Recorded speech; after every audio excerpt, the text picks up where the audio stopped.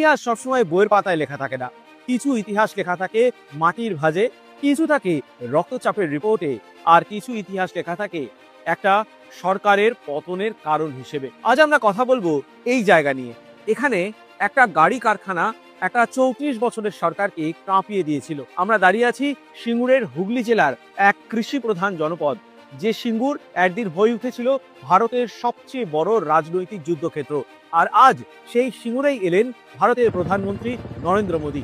কিন্তু সফর কোনো সাধারণ সফর ছিল না, এটা অতীতের মুখোমুখি দাঁড়ানো একটা অসমাপ্ত রাজনৈতিক লড়াইয়ের পুনরাগমন। সালটা 2006। পশ্চিমবঙ্গে তখন বামেদের সরকার। টানা 34 বছর ক্ষমতায় ছিল বামফ্রন্ট। অনেক রাজনৈতিক বিশ্লেষকদের মত, এই দীর্ঘ সময়ের শাসন একসময় গিয়ে আত্মতুষ্টিতে পরিণত হয়েছিল। বুদ্ধদেব ভট্টাচার্যের নেতৃত্বাধীন সরকার সিদ্ধান্ত নেয় শিল্পায়নের জন্য এখানে সিঙ্গুরে প্রায় 997 একর উর্বর কৃষিজমি অধিগ্রহণ করা হবে। সেই সময় বিরোধী নেত্রী মমতা বন্দ্যোপাধ্যায় দাবি করেন রাজ্য সরকারের সিদ্ধান্ত প্রায় 1200 কৃষক পরিবারকে সরাসরি ক্ষতিগ্রস্ত করবে। কিন্তু সবচেয়ে বড় ভুলটা ছিল এখানে, জমি নেওয়া হয়েছিল জোর করে। বহু কৃষক ক্ষতিপূরণ নিতে অস্বীকার করেছিলেন। প্রায় 40% জমির মালিক লিখিতভাবে না বলেছিলেন। তবুও সরকার থামেনি। এই জমিতে আসার কথা ছিল টাটা মোটরসের ন্যানো প্রকল্পের। সরকার ভেবেছিল গাড়ি মানেই উন্নয়ন, উন্নয়ন মানেই ভোট। কিন্তু তারা ভুলে গিয়েছিল গ্রাম বাংলায় ভোটের চেয়েও বড় হলো জমি।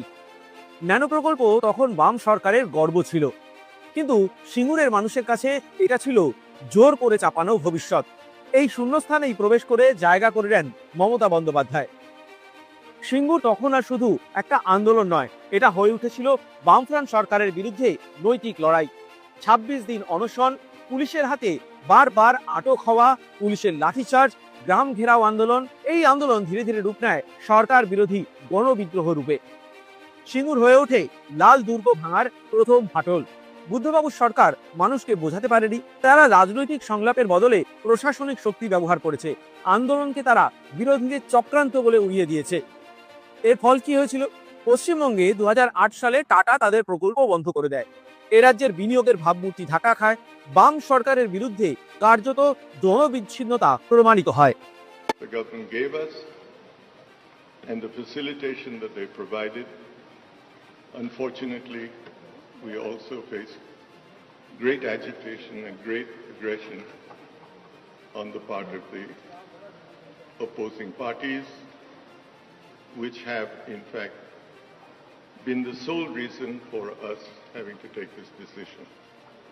বিজেপি এই সভা থেকে স্পষ্ট বার্তা দিতে চাইল বামফ্রন্ট ইকুয়ালস টু ব্যর্থ শিল্পনীতি, তৃণমূল ইকুয়ালস টু আন্দোলনের রাজনীতি কিন্তু শিল্পহীন শাসন, আর বিজেপি ইকুয়ালস টু বিকল্প উন্নয়নের প্রতিশ্রুতি। সিঙ্গুরকে ব্যবহার করা হচ্ছে একটা পলিটিক্যাল মিরর হিসেবে, যেখানে অতীতের ভুল দেখিয়ে বর্তমান সরকারকে কাঠগড়ায় তোলা যায়। একসময় সিঙ্গুর ছিল মমতা বন্দ্যোপাধ্যায়ের সবচেয়ে বড় রাজনৈতিক শক্তি। আজ বিজেপি চেষ্টা করছে সেই ইতিহাসকে নতুন ভাবে ব্যাখ্যা করতে। বিজেপির বক্তব্যের সার কথা, সিঙ্গুরের আন্দোলন হয়েছিল, কিন্তু তারপর কি হলো? শিল্প কি ফিরেছে? এই প্রশ্নের মধ্যে দিয়েই বিজেপি আঘাত করতে চায় মমতা বন্দ্যোপাধ্যায়ের সবচেয়ে বড় রাজনৈতিক পুঁজি, আন্দোলনের নৈতিকতাকে।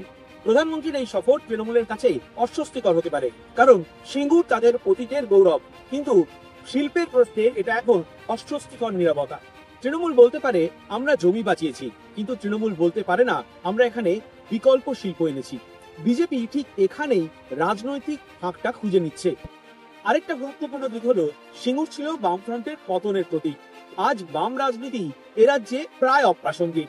এই শূন্যস্থান পূরণ করতে চাইছে বিজেপি। বামফ্রন্টের শিল্প বনাম কৃষক দ্বন্দ্বকে বিজেপি রূপ দিতে চাইছে বাম প্লাস তৃণমূল ইকুয়ালস টু মুদ্রার এপিট আর ওপিট। এই সমীকরণে বিজেপি নিজেকে দেখাতে চাইছে তৃতীয় শক্তি নয়, একমাত্র বিকল্প হিসেবে।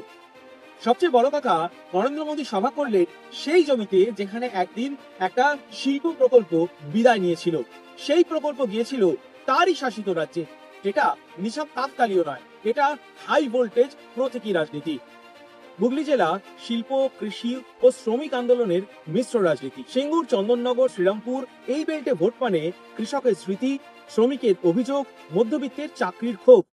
মোদীর এই সফর তাই বিজেপির বড় ভোট কৌশল হিসেবেই দেখা হচ্ছে। আর ভোটার তারা ঠিক করবেন কোন গল্প বিশ্বাসযোগ্য, কারণ পশ্চিমবঙ্গে ভোট মানেই ইতিহাসের রায়। আজ সিঙ্গুরের লড়াই জমি মনাম শিল্প নয়, আন্দোলন মনাম উন্নয়ন নয়, আজ লড়াই কে ইতিহাসের মালিক হবে। মমতা বন্দ্যোপাধ্যায় ইতিহাস গড়েছিলেন এখানে, নরেন্দ্র মোদী সেই ইতিহাসের ব্যাখ্যা বদলাতে এলেন। সিঙ্গুর প্রমাণ করেছে যে সরকার মানুষের জমি নেয়, মানুষের কথা শোনে না, ইতিহাস তাকে ক্ষমা করে না। আজ নেতারা বদলায়, দল বদলায়, কিন্তু সিঙ্গুর থেকে যায় একটা প্রশ্ন হয়ে, একটা সতর্কতা হয়ে, একটা রাজনৈতিক দলিল হয়ে। এটাই সিঙ্গুর, এটাই পশ্চিমবঙ্গের রাজনৈতিক ইতিহাস। চ্যানেলটা ভালো লাগলে সাবস্ক্রাইব করুন, লাইক করুন, কমেন্ট করুন, শেয়ার করুন।